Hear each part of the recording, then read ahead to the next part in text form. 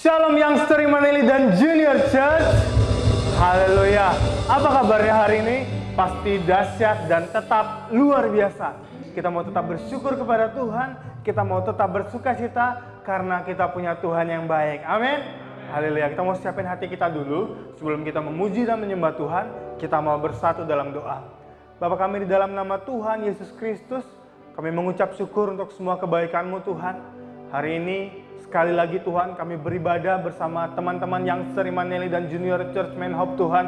Kami percaya Tuhan, ada rema yang mau Kau berikan kepada kami hari ini ya Bapa.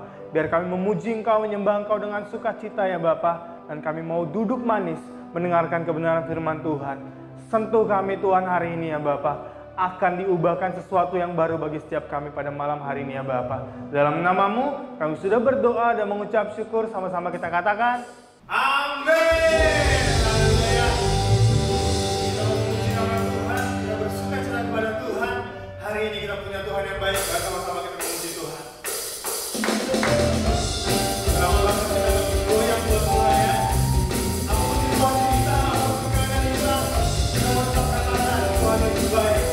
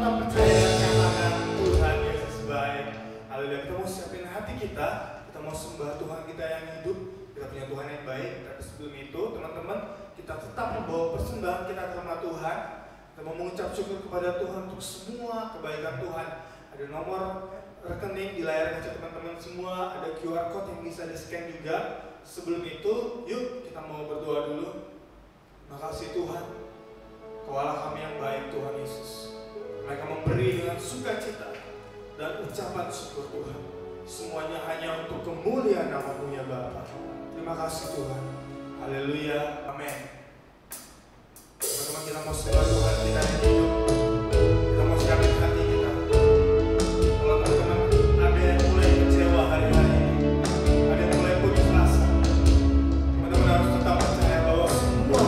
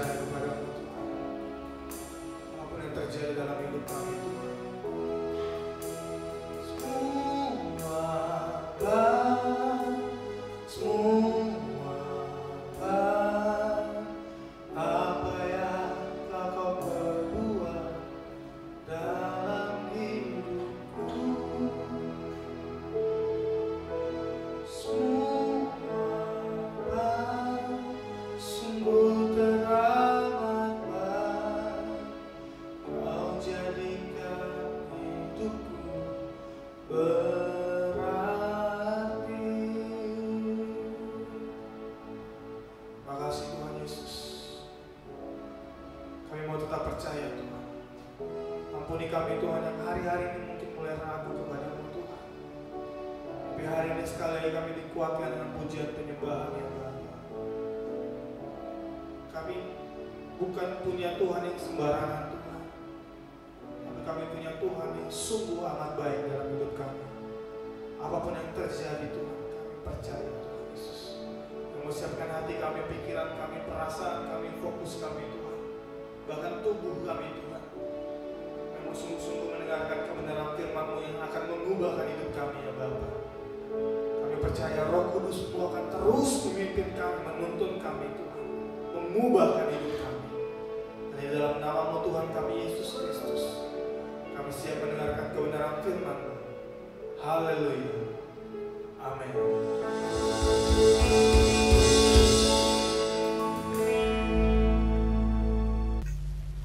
Shalom teman-teman yang Sermon Daily dan Junior Church.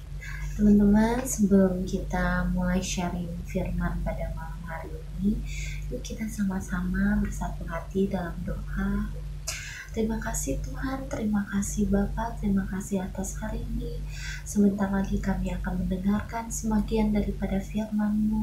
Bapa, Engkau buka hati kami, buka telinga rohani kami, buka mata rohani kami ya Tuhan Yesus, agar kami bisa mengerti apa yang ingin Engkau sampaikan kepada setiap kami ya Bapa. Sucikanlah, kuduskanlah kami, biarlah hati kami menjadi tanah yang subur ya Tuhan, agar ketika menimbul ditaburkan kami bisa dapat berbuah. Terima kasih Tuhan, terpujilah nama-Mu, kami siap mendengarkan firman-Mu dalam nama Tuhan Yesus Kristus. Haleluya. Amin.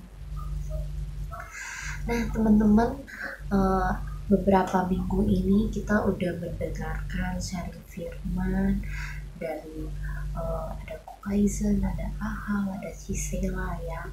Nah semuanya ada tentang dimana kita harus turning back dari dosa kita harus bertobat dari masa lalu kita, kesalahan-kesalahan yang dulu mungkin sebelum kenal Tuhan kita suka lakukan, tapi kita harus turning back seperti. Dan juga seperti yang disampaikan Ahal, dimana kita harus merdeka, kita harus independence, kita harus belajar komitmen sama Tuhan untuk sungguh-sungguh bertobat, dan juga kita harus keluar dari perbudakan Mesir, kita harus keluar dari perhambaan dosa. Nah teman-teman, hari ini saya mau sharingkan sedikit tentang bagaimana kita bisa hidup di dalam roh, dimana sering banget roh kita itu bertentangan dengan kedagingan kita. Nah teman-teman, sebelum melanjutkan, saya mau nanya nih satu pertanyaan. Kalau misalnya orang kita semua ditanyakan, kita ini siapa sih? Apa kita akan menjawab kita ini orang berdosa, atau kita bilang kita adalah orang yang dulunya berdosa, tapi kita sekarang udah diselamatkan dan dibenarkan Tuhan. Nah teman-teman, seringkali kalau misalnya kita merasa kita ini masih berdosa, ketika kita melakukan dosa, kita melakukan kesalahan, kita jatuh ke dalam dosa, kita bakal terasa kayak aku ini jijik, aku ini kotor, aku ini kayak berdosa, manusia yang berdosa banget, aku ini udah nyakitin hati Tuhan, aku ini gak layak di hadapan Tuhan gitu loh. Nah akan tetapi teman-teman, jangan lupa kita yang udah diselamatkan, kita percaya Tuhan Yesus sudah membasuh dosa-dosa kita, membasuh bilur-bilur kita, menebus kita semua dari dosa kesalahan kita yang dahulu. Kita yang dulunya berdosa telah diselamatkan dan dibenarkan, bukan karena perbuatan kita, tapi semua karena kasih karunia Tuhan yang begitu besar, yang gak pernah meminta balasan. Nah teman-teman, kalau misalnya kita udah sadar bahwa kita ini manusia yang dulunya berdosa dan sudah dibenarkan Tuhan, apalagi kita masih rela atau apakah kita masih tega untuk nyakitin hati Tuhan terus menerus gitu. Saya rasa tidak ya guys, kita pasti bakal merasa bersalah, kita pasti akan berusaha untuk keluar dari jurang tersebut, kita akan berusaha untuk melawan kedagingan kita, untuk bisa maju, untuk bisa berjalan di dalam Roh. Dan teman-teman, sebelumnya kita membaca yuk ayat firman Tuhan yang ada di Galatia 5 ayat 16 sampai 17.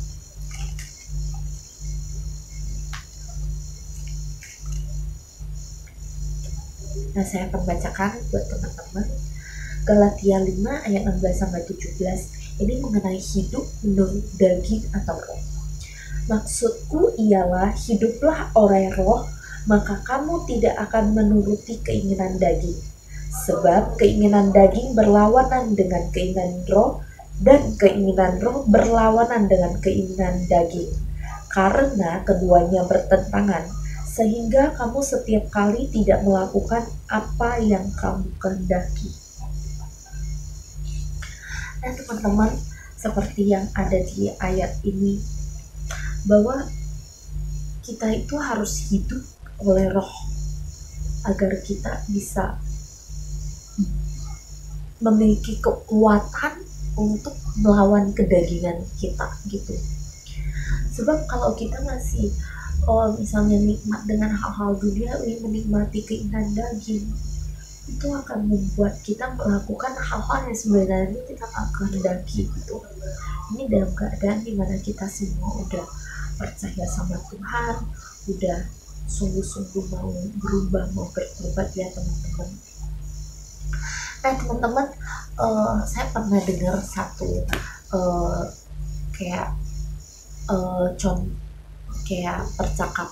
contoh percakapan dari seorang pendeta, sharing dari seorang pendeta. Jadi dia itu seorang pendeta lagi bercakapan dengan seorang petobat baru. Nah pendetanya nanya, untuk sekarang ini ketika kamu melakukan dosa sama sebelumnya ketika kamu belum mengenal Tuhan, kamu ngerasain gimana sih ketika kamu lakukan dosa? Terus sekarang ini setelah kamu percaya sama Tuhan, kamu sungguh-sungguh mau bertobat, gimana? Apakah kamu masih bisa jatuh dalam dosa? Terus gimana perasaan kamu sekarang gitu? Nah, petobat baru tersebut menjawab gitu, dulu pas saya masih hidup dalam dosa, sebelum saya mengenal Tuhan, dosa itu ngerasa nikmat banget. Aku gak sadar dan gak menyadari itu dosa, itu adalah sebuah kesalahan. Saya merasa itu adalah kenikmatan. Saya tidak ada merasa bersalah, tidak ada merasa menyesal. Bahkan separah apapun itu, saya tetap menikmati gitu. Terus pendetanya nanya, terus gimana dengan sekarang? Apa perasaan kamu setelah kamu sungguh-sungguh ingin bertobat, sungguh-sungguh udah kenal Tuhan, percaya Tuhan gitu. Nah, dengan hati yang sedih dia ngejawab gitu, kalau sekarang saya itu seakan-akan ada dua pertentangan gitu. Satu, keinginan daging yang dimana dia masih bisa membayangkan kenikmatan dulu, dimana ketika dia nikmatin dosa itu enak banget rasanya, terus intimidasi lainnya. Dan satu lagi itu dimana dia diingatkan sama Roh Kudus, karena ketika kita percaya sama Tuhan, percaya Tuhan Yesus sebagai Tuhan dan Juru Selamat, kita percaya semua kita pasti menerima Roh Kudus, amin. Jadi kita ada Roh Allah, Roh Kudus yang menjaga, yang selalu ingatin kita kalau misalnya sebelum kita melakukan dosa gitu. Jadi kayak sebagai bisa kadang Roh Kudus itu sebagai penolong buat kita. Jadi Roh Kudus juga sebagai reminder buat kita gitu. Jadi dia dengar juga kayak roh itu berbicara mengingatkan bahwa ini tuh dosa, kamu nggak boleh lakukan gitu dan sebagainya gitu. Nah namun petobat baru ini kenapa sedih, karena dia bilang meskipun kayak gitu saya udah berusaha untuk nggak mau lakukan, tapi kadang-kadang karena saking nikmatnya saya masih bisa jatuh dalam dosa gitu. Nah tapi perasaan saya udah berubah gitu. Kalau dulu mungkin kayak ngerasa saya nggak ada salah, saya it's fine gitu loh, semua orang bisa lakukan dosa dan saya nggak menyadari itu dosa. Tapi ketika dia udah percaya Tuhan, dia tahu Roh Kudus pimpin, dia sadar kalau misalnya hal yang dia lakukan itu salah, dia sedih, dia menyesal, dia minta ampun sama Tuhan, dia berusaha berjuang untuk kikis daging dia gitu. Sama guys. Nah teman-teman, berikut saya akan membagikan beberapa poin bagaimana cara agar kita bisa terus memperjuangkan roh kita terus bisa hidup dalam roh, tentunya agar kita bisa kokoh, bisa kuat untuk ngadepin keinginan daging kita gitu. Karena kita tentunya harus memberi makan roh kita harus selalu kasih makan roh kita agar roh kita semakin besar dan kita dipimpin oleh roh. Nah teman-teman, untuk yang pertama, poin pertama itu kita harus memakai perlengkapan rohani. Nah perlengkapan rohani seperti yang ada di Efesus 6 ayat 10-18 ya. Saya akan bacakan untuk kita semua.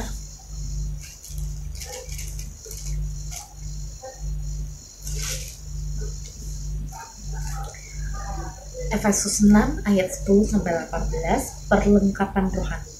Akhirnya hendaklah kamu kuat di dalam Tuhan, di dalam kekuatan kuasa-Nya.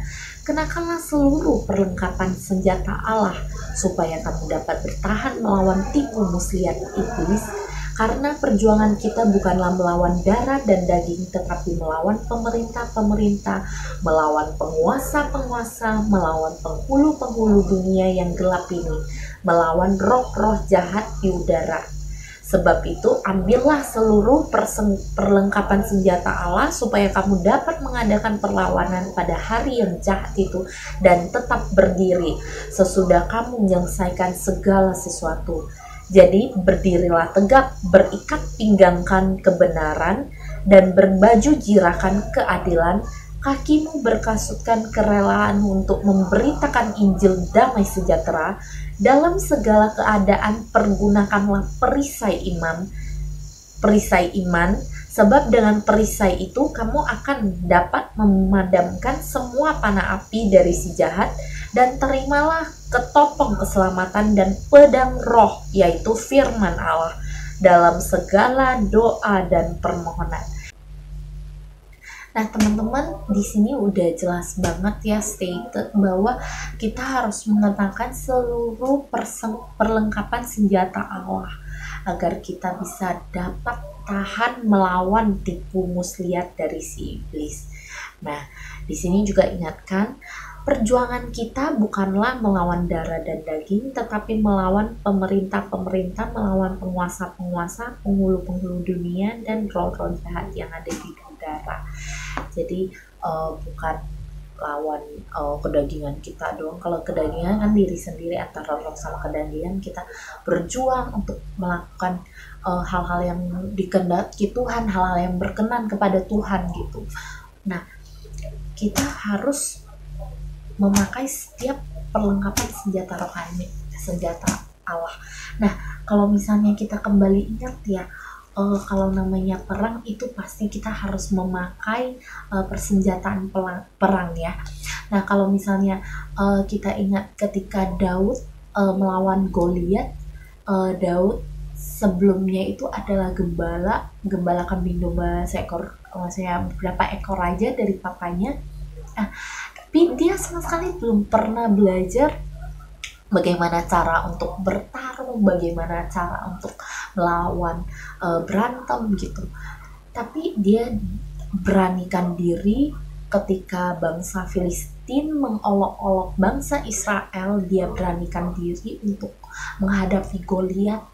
Raja Saul ketika itu memberikan baju zirah peperangan kepada Daud, tapi Daud menolak karena ketika dia pakai dia nggak terbiasa, dia merasa berat, terus udah dia hanya mengambil umban, dia mengambil batu dan datang dengan nama Allah. Nah, teman-teman mungkin kelihatannya itu kayak dia nggak ada pakai perlengkapan senjata sama sekali ya. Tapi di sini dia memakai perlengkapan senjata Allah gitu, di mana dia bawa iman dia bawa nama Tuhan, dia bawa umban dan dia bawa batu juga yang secara logika ya Goliat itu tinggi banget. Terus umban yang dibawa batu gitu kayak cuman tuing kayak Angry Birds gitu, kayak cuman tuing gitu, nggak kayak secara akal manusia itu kayaknya nggak bakal membuat seseorang mati gitu. Namun dia membawa itu untuk melawan Goliat gitu. Tentunya dibalik semua itu karena dia percaya bahwa Tuhan akan memberi dia kemenangan dan akhirnya dia mengalahkan Goliat itu. Sama dengan kita, Tuhan pasti akan memberikan kekuatan kepada kita. Yang penting kita mengandalkan Tuhan dengan sungguh-sungguh, kita mau memakai perlengkapan senjata Allah dengan lengkap gitu. Nah, di sini juga ada bilangnya bahwa perlengkapan senjata Allah kita harus berikat pinggangkan kebenaran, kita harus berbuat kebenaran, berbuat keadilan, memperjuangkan keadilan gitu ya.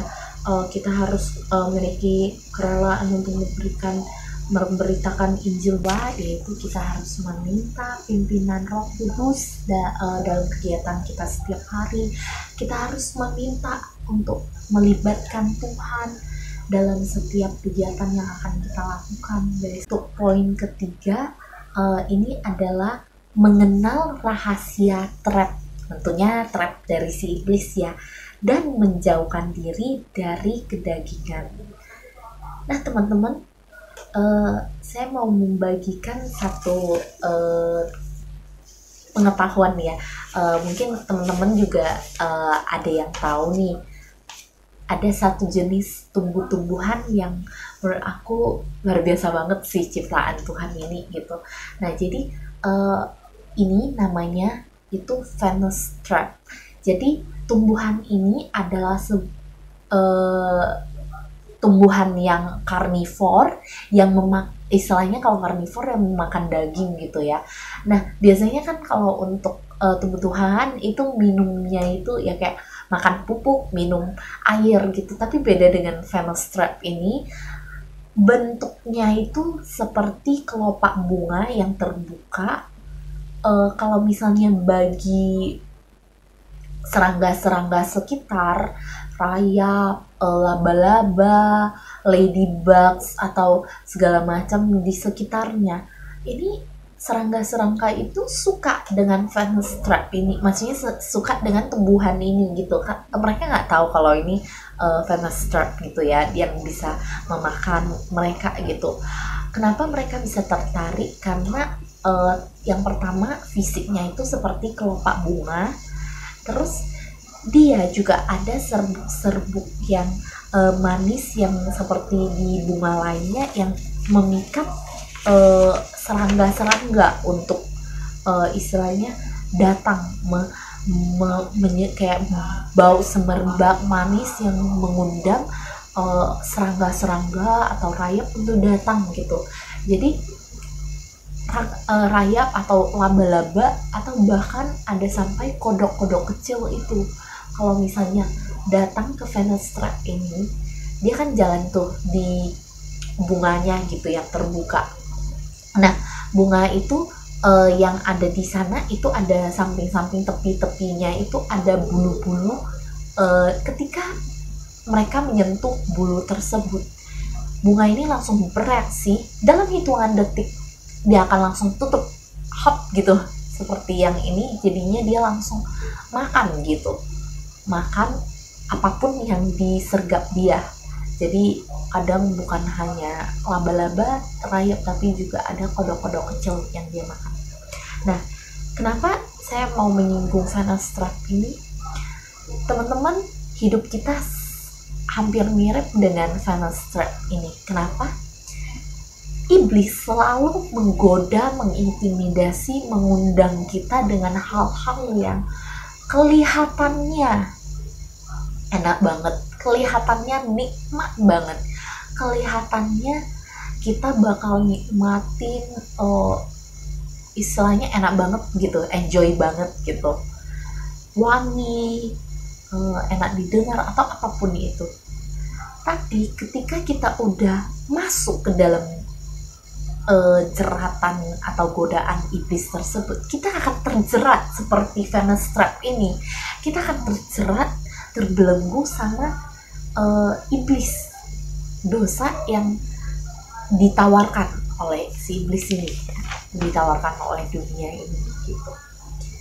Nah, kita harus benar-benar jaga-jaga, kita harus benar-benar setiap saat meminta pimpinan Roh Kudus agar kita bisa tahan, kita bisa tahu tipu muslihat iblis, kita bisa menjauhkan dulu.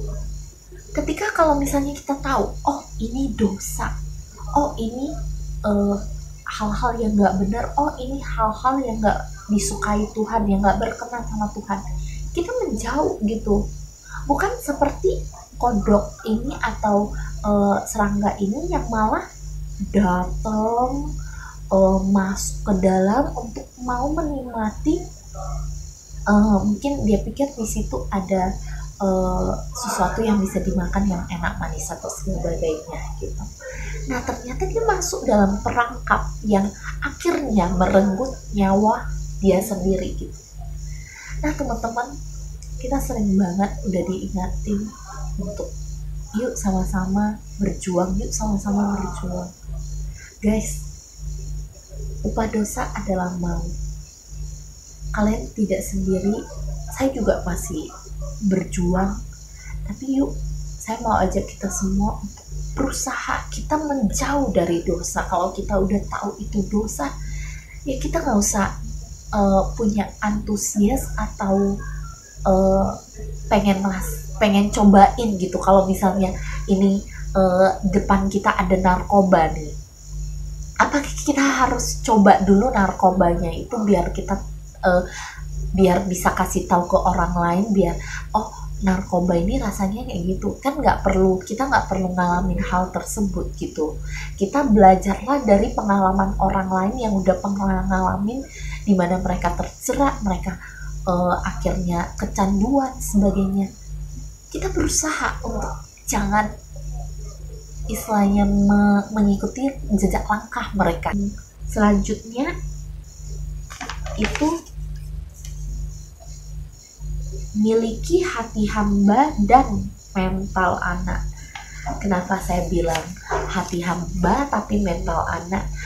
Nah, yang saya mau tekankan untuk hati hamba itu dimana, guys, kita harus punya hati hamba yang rendah hati, yang mau dibentuk, yang mau diajar gitu, yang selalu low profile, rendah hati, untuk agar biar nama Tuhan yang dipermuliakan, bukan nama kita, guys.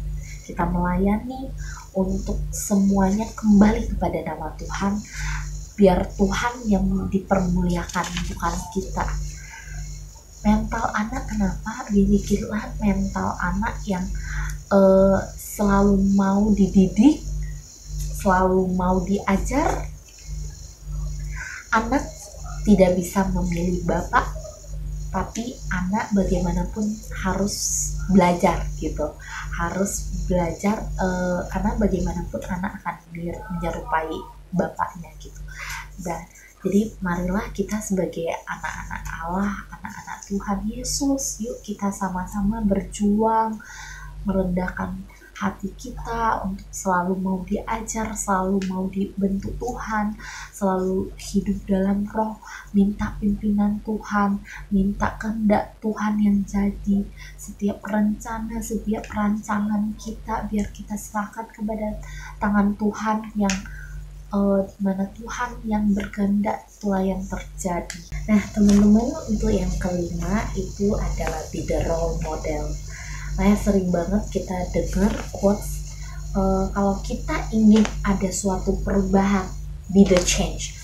Jadi ketika kita ingin melakukan suatu perubahan atau ada sebuah perubahan, kita lah harus jadi perubahan tersebut, harus dimulai dari kita sendiri gitu.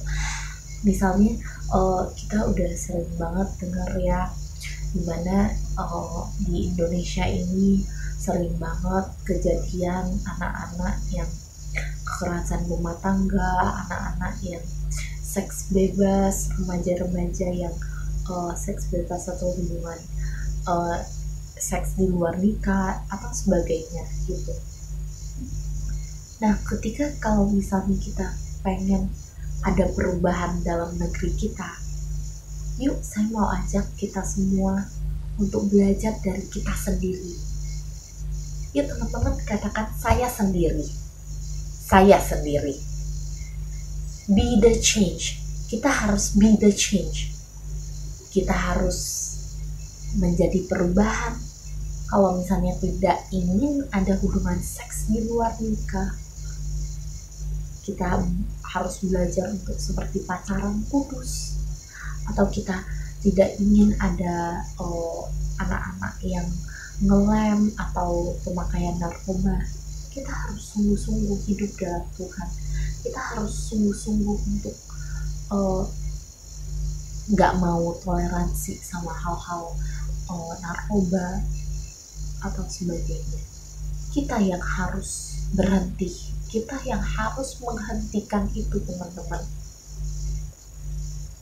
Kalau misalnya kita semua lakukan hal tersebut, saya percaya generasi kita akan melihat ada teladan-teladan yang bisa mereka ikuti, dan mereka akan berusaha juga untuk bisa berubah, karena mereka belum melihat sesosok yang bisa menjadi panutan mungkin dalam orang-orang sekitar mereka. Jadi mereka berjuang untuk memuaskan kenikmatan mereka. Tapi aku percaya kalau misalnya kita bisa menjadi berkat, kita bisa menjadi terang buat mereka, buat teman-teman sekitar kita. Mulailah dari kita, teman-teman kita, persahabatan kita. Kita belajar untuk be the change. Nah teman-teman,